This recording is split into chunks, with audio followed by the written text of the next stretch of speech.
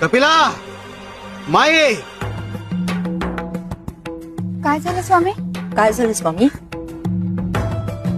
हा रंग कुठला आहे? पांढरा. हो स्वामी, पांढरा आहे.